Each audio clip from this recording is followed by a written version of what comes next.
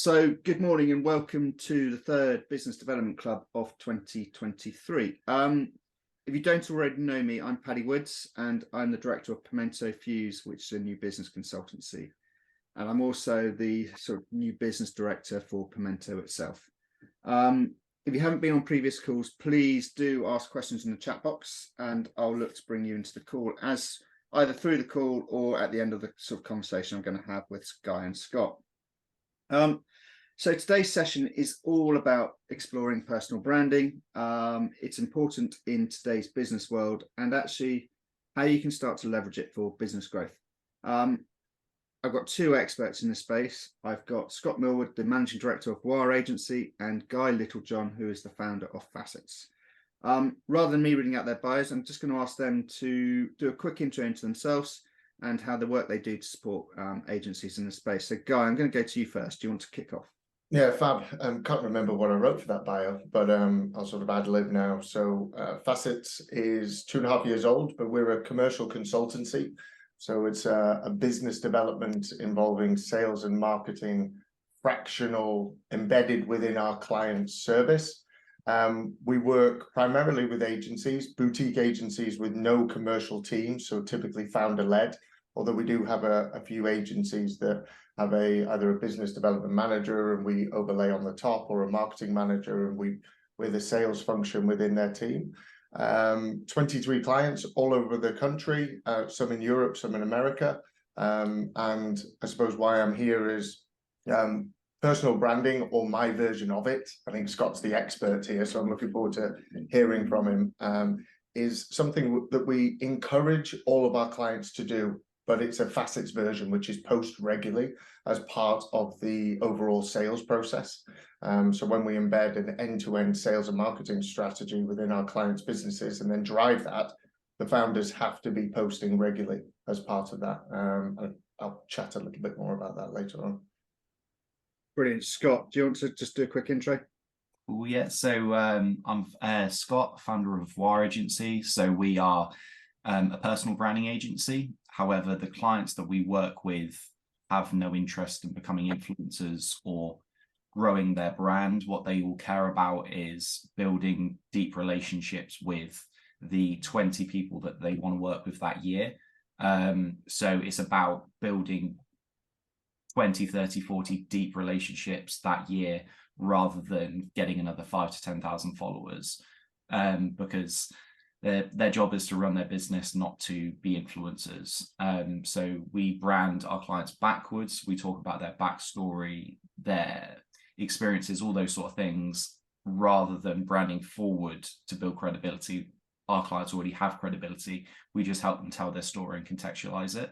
Going 2 years, work with clients across private equity, tech, recruitment, marketing agencies, quite diverse, but mainly professional services.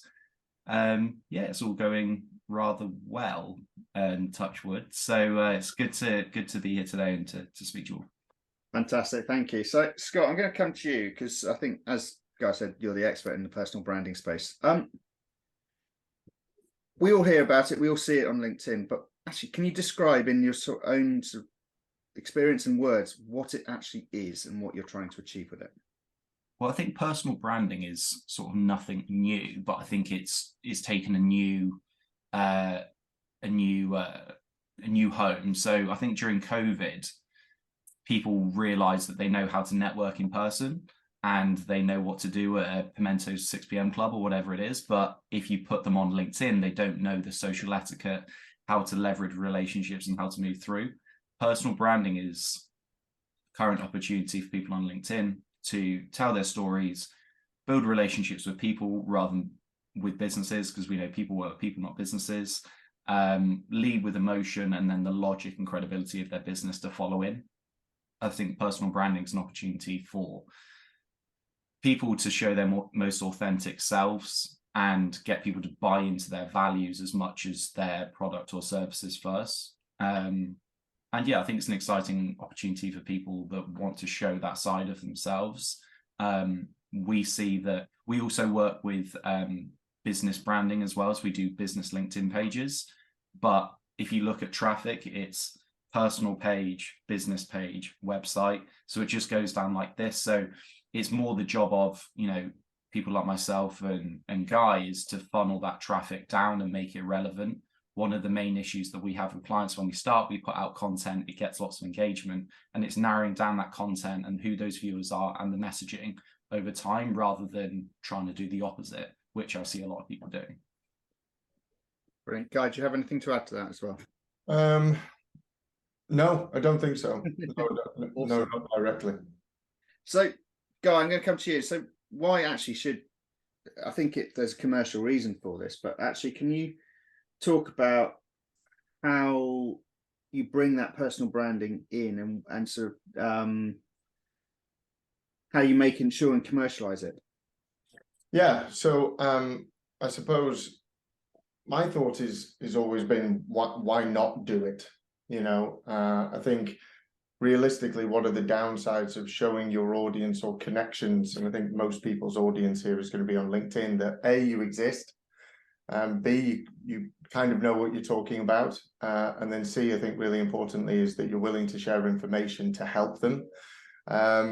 Personal branding could be classed as like, or how we look at it, we don't do sort of newsletters or marketing nurture emails or anything like that with our clients. We don't advise that in general, because like Scott said right at the beginning, they tend to have a smaller audience that we're focusing on. We don't really go one-to-many, but personal branding is what we see as the new newsletter.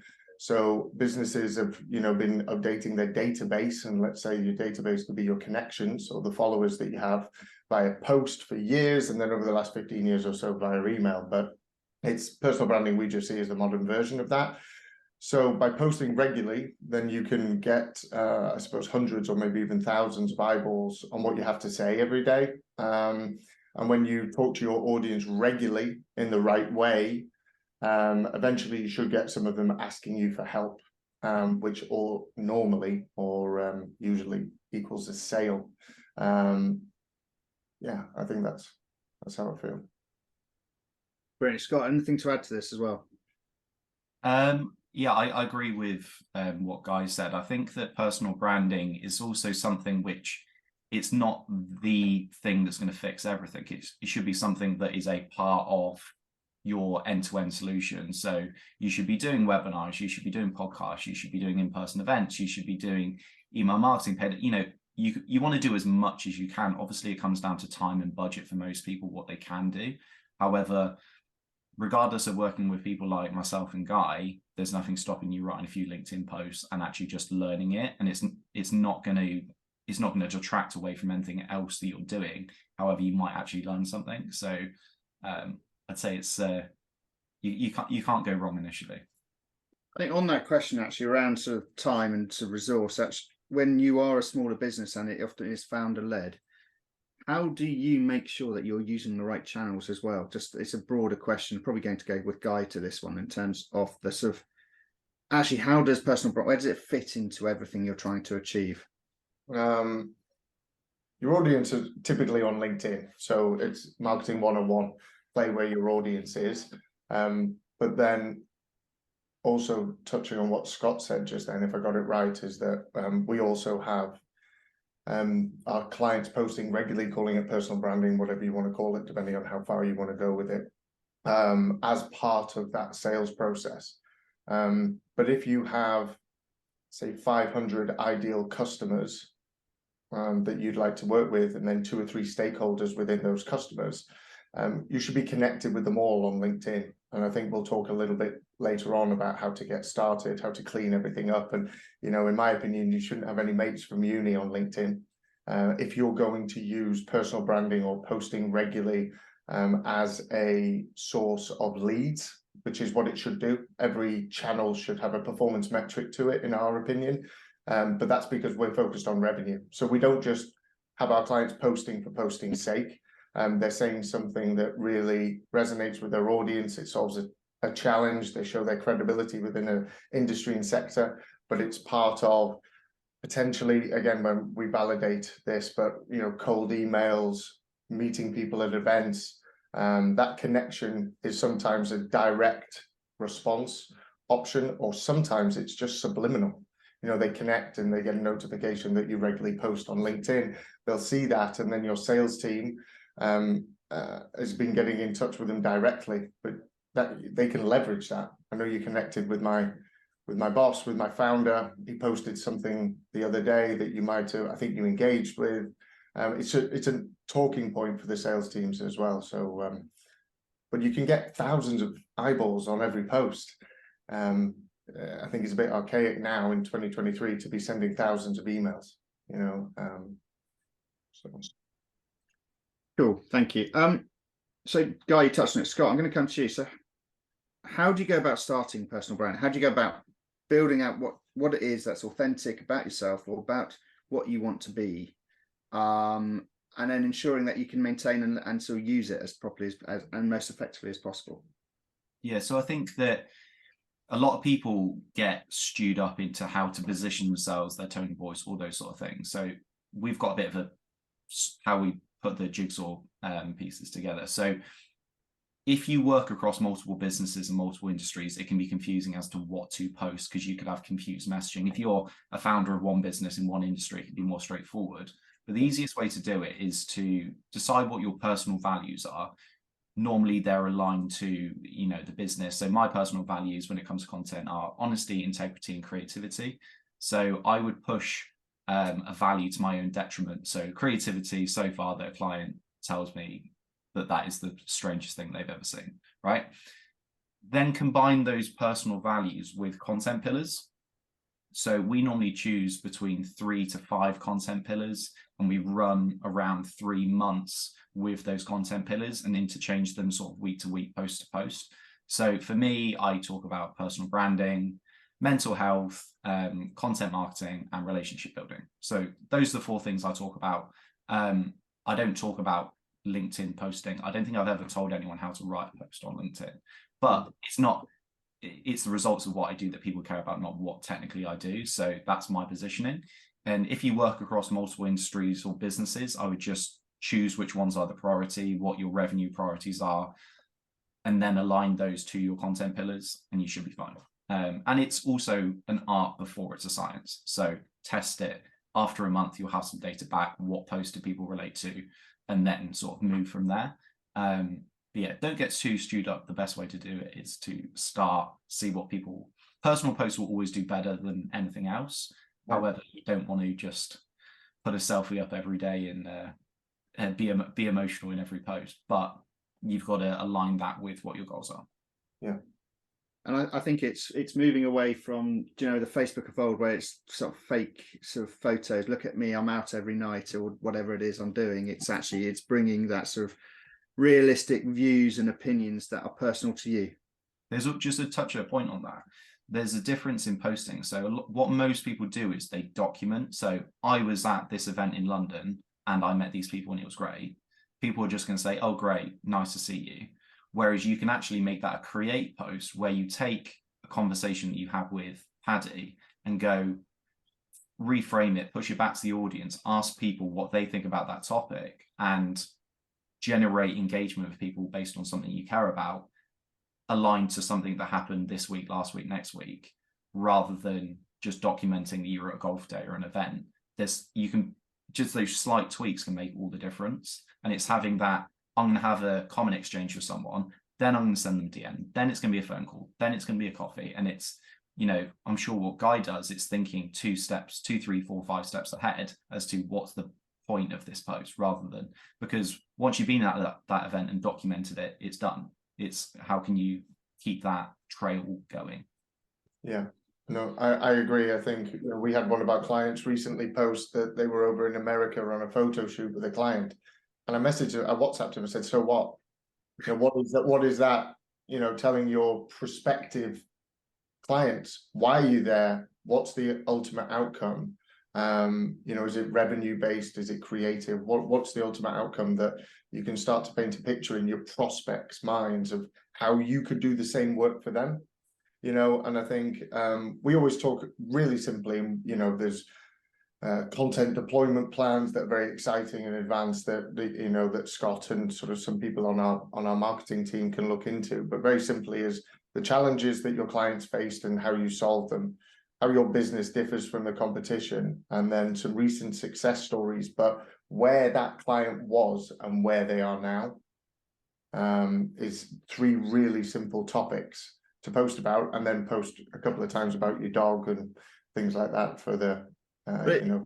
I think that's very true in terms of actually think about how you would do it as a case study. It's like it's often, and there is so many posts about I was here, but there's no relevance to it. And I think it's how do you, everything you're doing is adding value to what you are doing, but also what for that audience they're talking to. Yeah, exactly. Just that self-awareness. That is the one thing that I find myself just pushing back, going, why your content and being a thought leader is about what other people say about what you say, not what you say. And people put these war and peace posts out, and it's like, so that's your opinion. I agree or I disagree. It's about how good are you at cultivating a discussion. I did a post for a client last week about the junior doctor strike, which went viral. And no one talked about what she said in the post about the junior doctor strike. They said what they wanted to say about the junior doctor strike. She just created an environment which was safe for people to engage in that. But she got the engagement, the views, and the inquiries from people that bought into her values, not what she said. So that's thought leadership, not saying something that's groundbreaking. Yeah. I'm going to bring in actually one of the questions, sort of measurement, and actually there's a great question from Jeremy, which is actually you've got lots of that.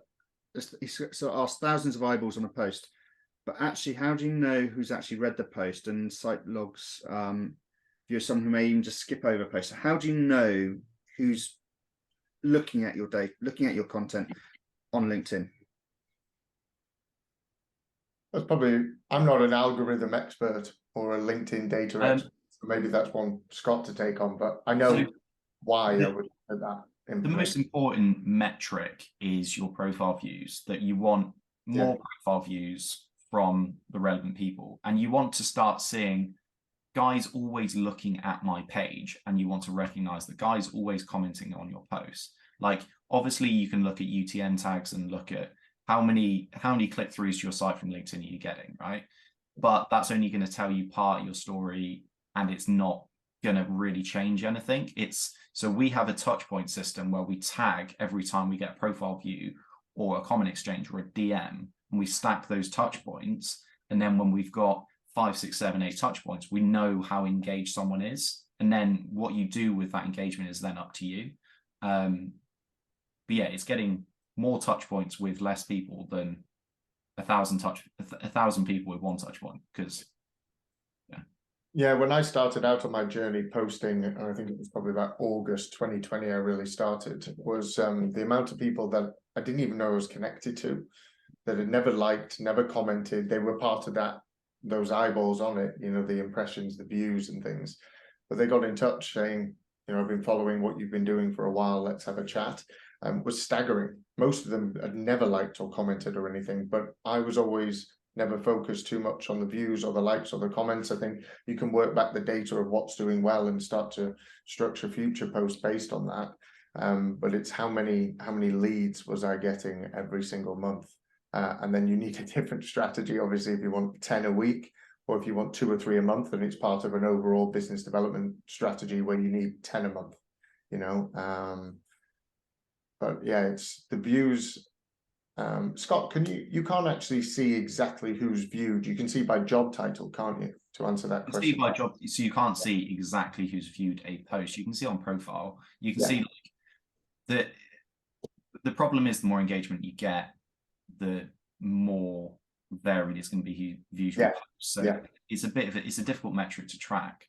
But what I would say, just as like a business development point, and about how many inquiries you want and all those sort of things, the higher your contract value, average contract value, the longer it's going to take to build the relationship you need with that person. So if you're selling £1,000 course, you can probably do that in 2 touch points, a comment exchange, a DM, sold. But if it's a £200,000 outsourced marketing contract, it's probably going to take 3 to 4 months of touch points, relationship builds, contact exchanges between the two of you. And it's just having that focus. And I also think what Guy said about your feed being full of people that are actually relevant to you. We actually go through on Sales Navigator and get people, build lists out and get you connected with people that would actually buy your product. Because like my feed 6 months ago was all personal branding people, because it just kept showing me more content of stuff that's relevant, is interesting for me, but none of those people are going to work with me because they're already in a similar space. So I'm sure everyone on this call will see other marketing professionals in their feed, and that's fine. But you actually want people who are completely not interested in what you do in the discussion you talk about. It's, you know, the complete opposite. So you have to sort of artificially inflate your connections with those people. Yeah. I think then this comes into the question. This guy, he talks about sort of cleansing it and getting rid of your uni friends sort of thing, and actually working out. And how do you go about making sure that actually your LinkedIn sort of connections are right for you and right for what you're trying to achieve? I hope I'm not upsetting people. Yeah, without upsetting people. I had to explain to my sister a few years ago why I'd called her, and she kind of understood it. But she's she's a doctor of biomedical sciences. She just is not relevant, and she probably doesn't even care what I'm posting about, to be fair to her. Probably saved a fake like just to support her brother, you know. But I think, and maybe I'm hopefully not oversimplifying it, but what I would do is take out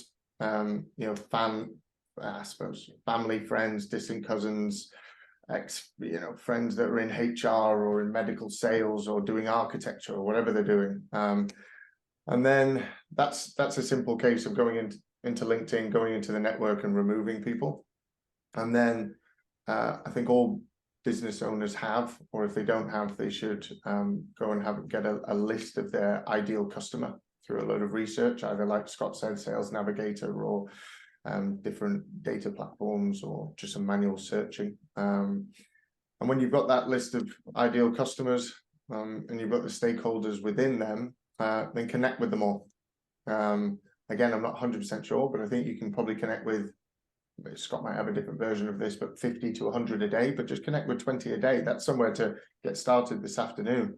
Start connecting with people that are going to buy your business or service, and maybe the other stakeholders within it as well. We always have, the absolute, if the marketing director buys, who else is in that process? The finance director typically for our clients, because there's quite a lot of their services are a little bit bigger value, or when the services are bigger value, the finance director is always involved. The MD, potentially, is the marketing director going to have a chat with the MD?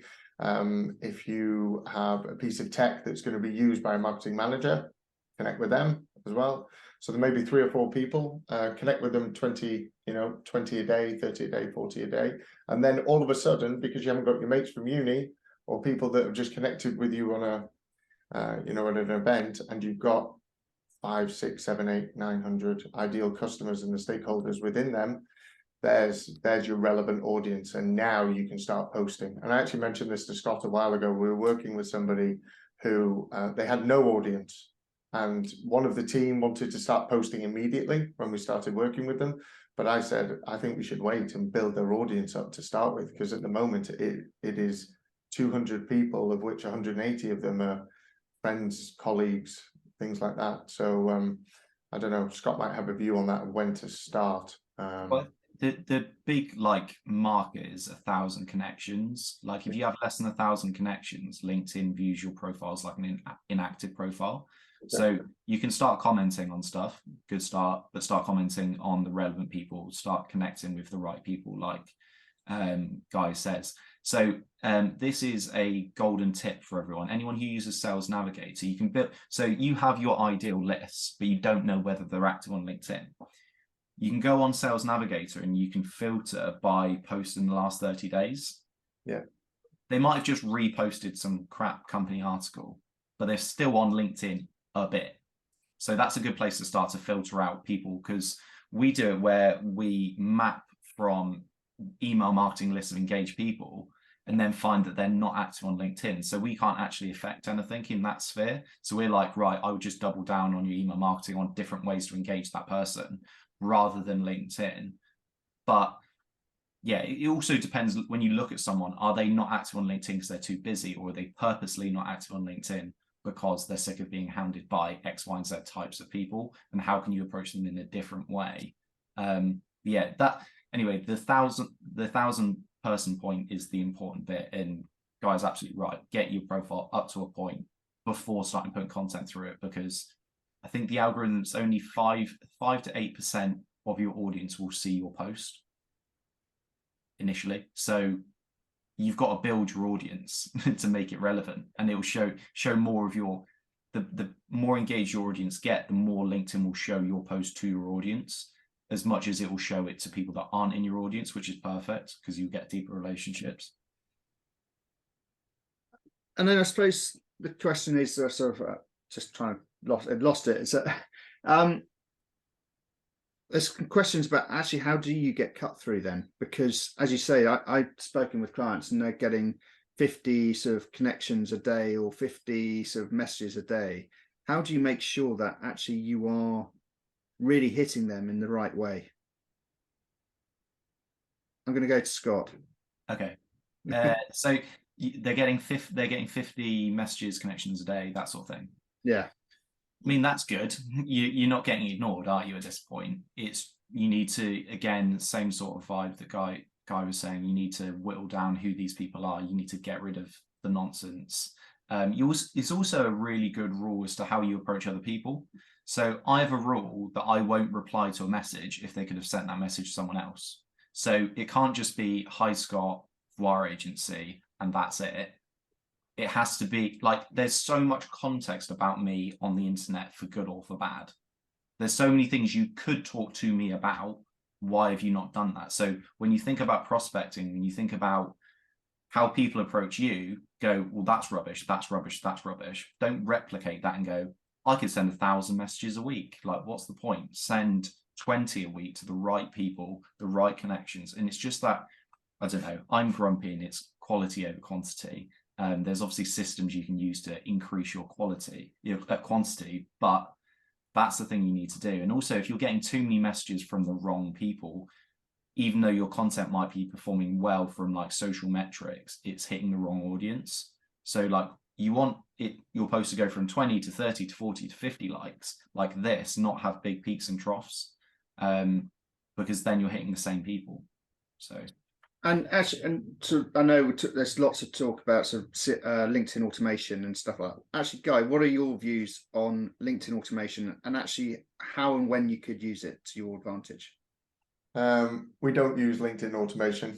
I think LinkedIn put some quite heavy blockers on it. I tested out personally before my time at Facets, so pre-2020. And there's still companies that do sort of LinkedIn lead gen, and I think some of them are obviously fairly successful. It's a numbers game with lead gen, as it always is, which Scott, I've got the same approach to Scott. I would rather, have an ideal customer base that I'm focused on of 20 to 100 businesses every quarter, rather than 10,000, which is what the automation allows you to do. Typically, the automation is going to be piloted by somebody third party. Look, and with various forms of AI and Google integrating with Google Sheets, you can start to pull information from Sales Navigator and into a Google Sheet to make it more personalized. I did a talk on AI in the sales process about 3 weeks ago, and I shared some of the tools and systems that we're using, but we don't automate LinkedIn. We have almost a subsection or part of our sales operations team that goes in as our clients and connects. And what that team has been asked to do is look at different almost triggers. So we'd have a look at, do they post regularly on LinkedIn? And if they do, then that's a certain message. Sometimes we send with a note in the connection request, sometimes we don't. But I suppose to answer your question directly, I don't like automating LinkedIn. But that's probably because there'd be somebody else that could talk in a very advanced way about how fabulous it is. But I don't like lead gen through LinkedIn personally. I think LinkedIn is a personal network. I think you have to earn the right to have a conversation with somebody. But like every sales process, it needs to be very similar to how people would interact with texts and WhatsApps, and you know, similar to what Scott said before, would be looking at what they posted, what events they've gone to. Or our team would do a Google on that individual. You know, if it was a marketing director, where were they previously? How long have they been in that job? I don't know, and you probably can with AI, like I said, but it just seems a bit challenging to do through automation. I don't really love automation in general. Email automation is a completely different beast, in my opinion. I'd also add to that like email automation is like just nurturing its information. It's not like sale. Whereas like, you know, people are saying, oh, I'm sending 100 or 1,000 LinkedIn messages a week. It's like, if you book 3 meetings, you've just pissed off 97 people that week, and you can't go back. So any interaction that we have with someone, whether it's a DM or a comment or whatever it is, we're always leaving the relationship in a better state.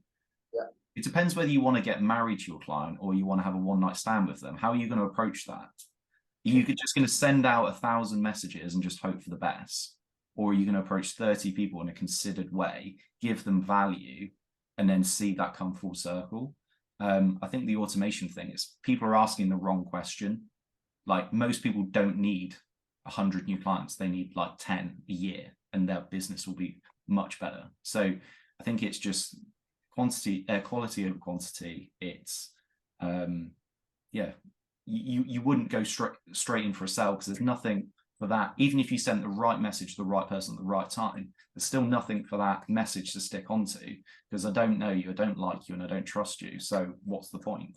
And you also you can tell as going back into this, you can tell when it's automated as well, because it's very vanilla, and too sort of, you haven't, as you say, you haven't built a relationship with anyone. You're just going in with a hard sell. Like if you look at in-mail success from Sales Navigator or Recruiter in-mails, it's horrific. You get your credit back if someone replies to you. That's how bad it is. So like, it's just a bad move. I don't know. I'll get grumpy in a minute, so I'll stop. That's that's fine. Guy, I'm going to come to you in terms of, actually, there's a question from Ginny. Ginny, I'm going to bring you in because it sort of links in with the type of content. Ginny, where are you? Can you unmute yourself? Hello. Do you want to ask a question quickly? Can you hear me? Yep. Hello, cool. So yeah, I had a question around the actual kind of the practical tips in terms of the content of the messages that you send out to the connection requests, because I'm sure we've all been victim of the ones that the real generic ones, as you said, the vanilla ones, etc. What can you do in terms of best practice to try and encourage a connection request to be accepted? So, you know, should I always reference a problem we can solve? And this is when I'm talking like someone who's completely cold. So someone who's relevant in terms of customer, but I have no integral connection to at the moment. Yeah, I think I got that. I think, but jump in and correct me if I'm wrong. So I think it's about A/B testing it for your audience. So typically, if we were having and I suppose this could be a normal conversation, but if we were having one, I'd have 2 or 3 questions for you off the back of that. Who is that target audience? And then I'd match it to my thought process on who that target audience and how responsive and how receptive they might be on LinkedIn. LinkedIn is ultimately not there for everybody. We have clients whose ideal customer do not live on LinkedIn. So therefore we cannot have a LinkedIn approach for them. They have barely any presence. Now, typically, we would A/B test. So we would go put 50 connections into 5 buckets of 10. We'd send 10 with no message, 10 with a message pointing to the fact that one of their team has been in touch previously. The reason being is that we've worked with business X, Y, and Z and had similar results before, and you would like to share that with them. Potentially the 3rd bucket, and I'm sort of thinking on my feet a little bit here, and it all comes back to research originally. The 3rd bucket could be a mutual connection. So, you know, I'm connected with Scott, and we were speaking about you the other day, and hopefully you're not just winging it and you actually have had that conversation. He mentioned I should reach out and get in touch. It's always quite a good one. But as you said, some people have been, you know, hi, welcome to my network and things. You just got to think a little bit more strategically, but ultimately you've got to A/B test it. And I don't think there's a foolproof way for any industry or sector to get through that. Most people will connect back with you. We see in general about a 50% connection rate within a week. So connection accepted rate within a week. And then you get some sort of maybe 25% over the following, typically within a month. So you should get connected with 50 to 75% of the ideal customers that you want to. And then it's about testing out, I think if I got your question right, about testing out different openers with that connection request. Hopefully that helps. I have a slightly different approach, but I think my approach is slightly different because I think if you're trying to work out how to interact with a larger organization, you might have to talk to account managers and different management levels and whatever. Like the A/B testing is definitely relevant. We don't send messages with connection requests. Our goal is that you're a big, shiny, interesting profile, and someone's like, right, I'm intrigued. Like I'm intrigued about Scott. We then have a rule that you're not allowed to talk about your service offering to a prospect until they start talking about their problems, which is quite frustrating because that can take months. So you have to do different things in order for them to open up about their problems for you to then match it up. What it means is that it's a slower process, but it means that like you could get more clients and do more sales if you were more considered than we are, but the clients we do get are relationship and trust first. But it's also, you want to try and talk to people about things that aren't your service offering. Just a BS conversation with the right person's a good conversation, I would believe. And then you can move a BS conversation into a relevant conversation once you want to talk about that sort of thing. So I think that's how I approach it. It's not widely used, my approach. I think, and you could add your approach, Scott, as a pillar or a bucket alongside Guy's approach. Yeah, I agree. Yeah, Scott, that's I like that, but if you don't, we do that, obviously, like I said, some connection requests don't come with a message. How do you showcase to the person that you want to connect to that you are a big, shiny, exciting connection request? I guess you're relying on them going and viewing your profile and digging into why that. Yeah.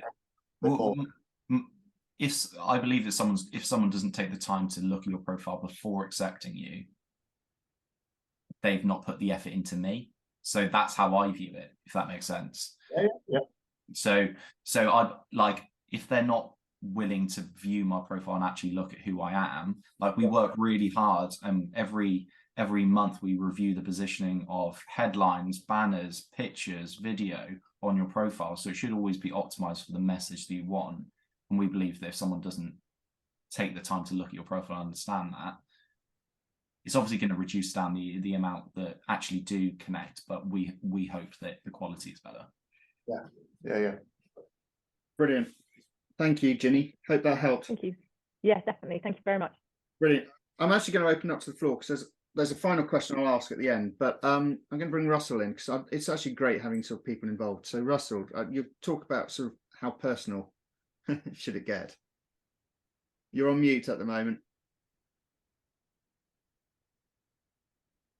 There we go. Hello, hope you can all hear me.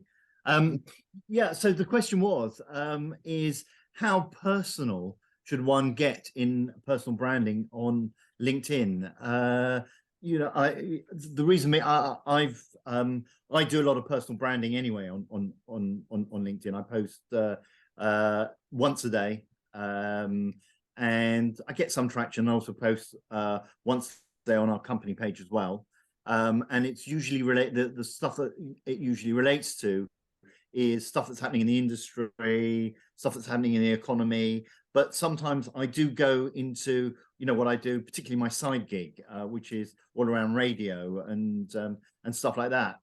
But I think the other thing I want to say was that probably 2 years ago, I posted a very personal thing about an illness I had and wrote a whole story about it, and that got and that post definitely got more views than all the other posts I've probably ever done on LinkedIn ever, sort of thing. And I've been on LinkedIn since 2004, I guess it was, when it first started. So I'm just wondering, you know, the question is nowadays, and you see a lot of it as well, people talking about, you know, their child, their this illness, or that's happened, or this, that, and the other. How personal should you get, and how often should you be posting personal stuff versus, you know, stuff relating to the business, your business, to the industry you work in, and sort of other general stuff? Scott. I'm an extreme example personally, because I have no shame in talking about anything. I first went viral on LinkedIn like 5-6 years ago, talking about anxiety and imposter syndrome, things like that, because it was a way for me to process it and then actually take action. And I actually got an introduction to my life coach from a post talking about anxiety in the workplace, and that was for an introduction from someone on LinkedIn. So it was amazing. So it really helped me. But it depends what sort of character you are. Like, I have some clients we work with, I'm like, can we talk about this? Can we talk about that? And they're like, no. It depends what your values are. Like, just because you're not as open as me doesn't mean you can't talk personally. It might be like, we work with M&A advisors, and we talk about the failures they had in their businesses and how it made them feel, and, you know, the emptiness they felt when they sold their business and they thought that the check would suffice, but they got paid to put the Monopoly board away. You don't have to go full talking about mental health or your, you know, your relationships or your children, or you don't have to go that extreme, but you could talk about how you felt in a moment, or, you know, contextualize the drivers behind why you talk about radio. What is it about radio that drives you? What emotional attachment do you have to that? There's always a stronger hook, which is why personal posts do better generally, but you don't want to become a broken record talking about the same sort of things. I always try and contextualize it to something which is positive. So if I talked about my mental health, I would do it at the close would be about how you can do X, Y, and Z to improve it for yourself or for your employees, rather than, I hope Scott's okay. Like, it's not about, it's using your personal experiences to aid your audience, rather than just talking about your personal experiences and your personal stuff. So it's always trying to direct the conversation to something pragmatic and positive, that other people can implement. And I think if you do that, it then feels worth it, because you're helping other people through sharing a bit more. When it's just like, I feel sad, like, you know, it doesn't really move the needle. It's how can you practically help others? Right. Thank you. Yeah, no, what Scott said at the end there, I think, is something that I was going to come up with. Personal posts are important, but I think you'd have to dive into the context or the content of those personal posts. You know, I'm getting married in a couple of weeks. I should probably post something about getting married. And I think prospects and colleagues and things like that, it'll probably get a load of likes. It'll be very, very nice. You know, I moved house in October, showed my office when I started Facets, in the office now. Very exciting, loads of posts.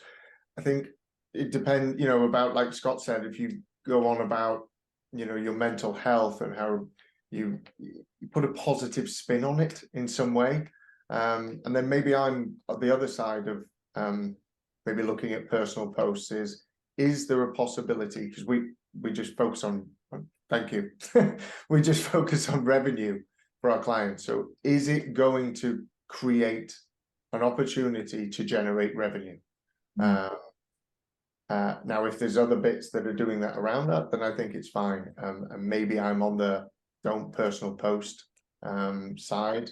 But I'm not surprised that your post about your illness got loads of likes, because I think you've obviously got a nice human network that understands that will have been challenging and wanted to support you in that. How to turn that illness into a positive, or have people learn from it, or engage with you because of it should be a part of that new business story. I don't think anybody's going to turn around and say, you know, Russell overcame this, I want to work with him. So, you know, I think it's a really tough one. I think different people have different opinions, but sorry, Paddy, I got one further question. Is that, you know, the balance between doing stuff that is personal versus kind of, you know, stuff that's out there in the market versus stuff about your business, is there a particular percentage that you would suggest would be the right sort of when you're actually posting, as you know, fairly regularly, about how much should be personal, how much should be sort of general stuff that's happening, and how much are specifically about, you know, the particular services that you're offering? I would say it's different for every person, which is not the answer that you want. it depends. I'd say, look, if you were in a room networking, what percentage would you talk about? Would you talk about your own experiences? Would you talk about your service offering? What sort of personality are you? I'd say, just as a general rule of thumb, probably 40% of the posts that we do for clients are personal posts, but they're always to add more context to the business narrative, because we do a 5-to-1 posting rule. So 5 pieces of value-led content to 1 ask. So we don't have a sales post, we have like an ask post. So it's like we're asking the audience for something. We generally do a lot of polls where we get private votes, and then we follow up with those private votes to a DM when we have a private conversation. But rather than like personal to whatever, I'd say as long as it's like 4 to 5 value pieces of content. Like the sales pieces inadvertently sometimes are too direct, and it's the posts around the sales post. It's just like a dump of positioning that, oh, okay, like if you looked at my profile, I don't put any sales posts, and people actually don't really understand what I do, and that's to my own detriment. If I put in a few more positioning pieces, it would I'd probably convert better on LinkedIn. So the positioning pieces are important, but they won't necessarily get the engagement of the personal stuff. So it's sort of a mix of the two is important. Brilliant. Thank you. Thanks, Russell. Jeremy, can I bring you in? Because you've got a couple of questions about sort of moving away from LinkedIn. Where have you gone, Jeremy? I'm here. Hi, how you doing? I'm here, yeah. The only word that's been mentioned is LinkedIn, and they don't have a monopoly on communication with business people such as ourselves. There is the press. Clearly, there aren't that many magazines anymore, but there's a lot of other blogs and the Drum, etc. There's television, there's radio. So why don't we extend our personal brand to a broader remit? Guy. because LinkedIn's your business. I don't know, Paddy, were you gonna? I've got an idea of an answer. I think if you start. I think you really start taking personal brand to another level when you exceed LinkedIn. When you go beyond LinkedIn and just posting regularly. So LinkedIn is a training ground, and it's the base level, you're saying?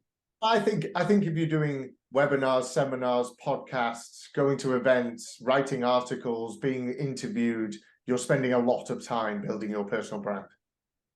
That's just another level. And depending on who the person is are you doing it for sales, or are you doing it for vanity and ego? That's my opinion. But you know, if somebody asked me to, you know, Paddy asked me to be involved in this, I said yes. You know, and I'd be involved. Vanity or sales? Sales, always. But I think, sorry, to add to that, I think, like Guy said, LinkedIn is sort of like a central place for a lot of things that you do which would relate to personal branding. So this webinar is going to be a post on LinkedIn. The podcast that you might do, the event that you went to, you would then post the pictures of it. We do Twitter for some clients, but we have to post 4 to 5 times a day. It's just pure quantity. Instagram and TikTok, obviously it's more video led. A lot of business leaders don't have time to be content creators, so it's a bit of a barrier to them. If you look at someone like Steve Bartlett, not his biggest fan, but someone like Ash Jones, who runs another personal branding agency, he built Steve Bartlett's personal brand on Twitter and LinkedIn, now he has a podcast, and now he's on Dragon Scent. Like, it sort of extrapolates from that point. So I think, Jeremy, it's definitely a baseline. I personally, if LinkedIn didn't work tomorrow, I would leave and I would focus somewhere else that I could build relationships with people. But it's just a central coverall, I would say, at the moment. It's a good place to just showcase the other things that you are doing. Yeah. I also think, actually, if you're talking about TV print, you need to spend money on that. You need a PR person. You need to invest into it. LinkedIn is a free tool, and actually it's specific to the audience that you want to reach and engage with. The radio, TV, print, they're all broad mass reach and not targeted or focused. And also say that if you can create the best content, media will pick it up. Like Dan Kelsall, who's a big LinkedIn influencer, recently did a BBC article. And it's like he got interviewed about content because of his LinkedIn content. Like, he didn't do the BBC article and then go the other way, you know. And I think that, it's just interesting to see which direction it goes. And I think with a lot of print media and a lot of articles, it's like, did they pay to have this feature? Did they get featured? Why have they been featured? And there's lots of grey areas around it, I think, at the moment, which is a shame, really. And I think actually the drum you have to pay for, I think it's $6,000 a year or $4,000 a year, whatever it is, to be able to post content on there. I'm just conscious of time, and just there's one last question to bring in. Lewis Goodall, can you just unlink? You talked about sort of actually the community side of things, and actually that balance between having that 1,000 connections as your sort of target versus actually just doing mass list of people who you haven't got to spend time with to get that sort of value. Lewis, do you want to ask your question? Then I think we've got 2 minutes to wrap it up after that. Yeah, sure. Hi, guys. So my question's basically about a point you touched on earlier, with how when you build a community-based network, you tend to spend a lot of time nurturing, building those relationships. You know, maybe you attend networking events, or you spend time conversating with these people. How does that balance up with sort of almost like cold outreach? So you mentioned about generating like a list of people that you'd like to get connected with en masse kind of thing. How does that balance work between nurturing those relationships and then sort of almost trying a cold outreach strategy? How does that balance work? I'll let Guy lead this one, and I'll follow up. Can I ask a couple? Who's your target audience? Who's your ideal customer profile? It would be there's not really a specific target audience at the minute that we're looking to target, but it's just generally the question was, how do you balance nurturing those relationships with the people you currently have and you've spent the time with, I'm talking over months, versus the sort of the cold outreach strategy that you mentioned, where you'd sort of generate a list of 50 people and then begin sort of like almost cold outreach? How do you balance that? I think you've got to do both if you can. We believe that an effective cold sales process or new business acquisition process can be run fractionally. So if you've got, a big list of existing prospects, you should be focusing on them fractionally every week, and then fractionally on cold new business. It depends where you are in your pipeline. If you've got 100 people in the pipeline who have all registered and are interested in buying from you at some point, it depends when that was. For me, anybody that said to our team as our client, reach back out to me in Q2, for example, that is, in our opinion, a cold prospect, because you haven't built any relationship with them, whether that was on LinkedIn or whatever that might have been. There's obviously the opportunity to nurture them until you get to that stage. It's a difficult one to answer, because first, I'd be culling that nurture pipeline quite aggressively if I could. If you've got hundreds of businesses in there, I'd call them. I'd send an email just saying, look, we're going to park this for now. We've got other businesses to focus on. You'd be surprised how many come back as well. But I'm not sure if I've answered your question very well. But No, you're fine. And with that culling, is that something that you have to do regularly? So almost like a task that you do monthly, quarterly, that kind of thing, just to make sure that the leads that you have or the people that you're networking with are still valid for what you're trying to achieve? Yeah, you'll have a sales process and a time to that sales process. So typically a prospect enters the pipeline and goes through the various swim lanes to close in X amount of time. Yeah. Somebody that oversees that, call them. And they would then go into, in our world, marketing managed, where they might be nurtured by somebody else in the business, or, you know, LinkedIn might come in, and but it would be less aggressive, for want of a better word. Okay. Great, thank you. How we do it at Wire is we do 4 buckets. So we do current clients, so it's like upsell, cross-sell opportunities, like lapsed opportunities, so past clients, past, you know, the Q2 people. Strategic prospects, 1st of Jan, I want to work with Scott for these reasons, beyond he works in this industry and he would pay my invoices on time. So more like values and like alignment. So you're looking at your current clients and going, I would like another Scott type client. And then it's inbound. So that's through like what happens in the feed and all those sort of things. We have 50 people in each list. We have 200 people. And then they're like live lists. So if like we've not had the activity or the engagement that we want over a couple of months, they get cold, we add new people in. So I think that's the way that we do it. Like you could obviously put more scale to that. We just don't have the capacity to have a bigger scale than that. But yeah, it's like compound interest as well. So our clients, we try and get them to an inbound pipeline within 12 months. But that pipeline's, it's like getting fit. Like, okay, now you've got abs, but if you stop going to the gym, you stop eating healthy, your abs have disappeared. So that pipeline only works as long as you work the process. Yeah.